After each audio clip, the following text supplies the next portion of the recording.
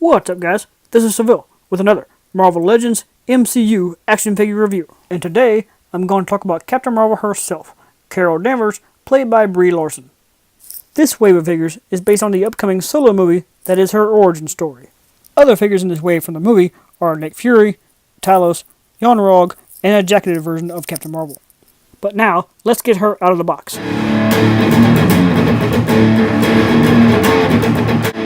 If you enjoyed this video, please give it a thumbs up and comment below. And if you want to see more from me, please subscribe and hit that notification bell. Now that Captain Marvel is out of her package, I'm going to give her another full rotation on the spinner. That way you can see her all the way around. For her accessories, she does include an unmasked head, as well as 2 open palm hands that can all be swapped out.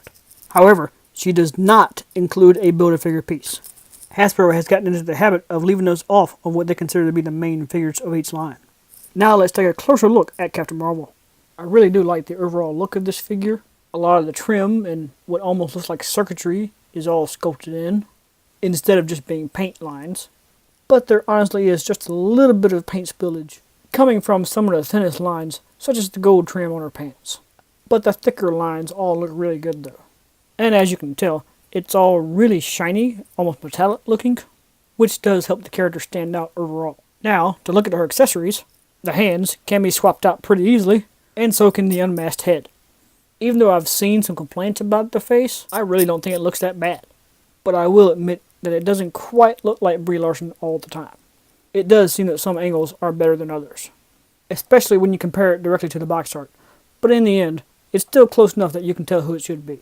Speaking of comparisons, here she is next to some of the Avengers she might be fighting alongside in Endgame, so you can see she is in scale with the rest of the figures, which in turn means she is pretty small compared to Thanos. So, the last thing before heading toward the final score is going to be the articulation, which is mostly going to be the standard for Marvel Legends.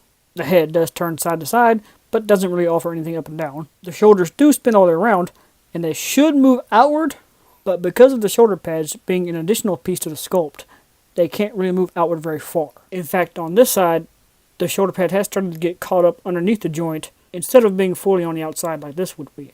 Moving on though, the elbows are single jointed, therefore only move to a 90-degree angle, but they do have rotation. The wrists also have full rotation, as well as a hinge for up and down movement. The upper torso does have side-to-side movement, but does not offer a crunch. The hips can only spread out this far, but kick straight forward with no problems. There is rotation in the thighs, and the double knees fold really well. And finally, she does have a full hinge and pivot motion in the ankles. So with all that said, it's time to run through my guidelines for a complete and fair review. This is a brand new sculpt that is very well detailed and in scale with the rest of the line. The figure is pretty accurate in the body and the colors, but I do think the face sculpt could have been a little closer to Brie Larson's likeness. She does include accessories and balances really well. Unfortunately, Hasbro still does not put more than 20 points of articulation on their female characters, and the problems with the shoulder pads blocking some of that articulation, as well as getting caught in the joint, did bug me.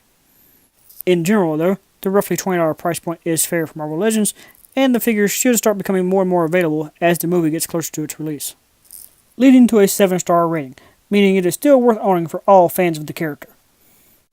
So if you already like Captain Marvel from the comics, or you end up liking her after you've seen the movie, I do recommend getting this figure.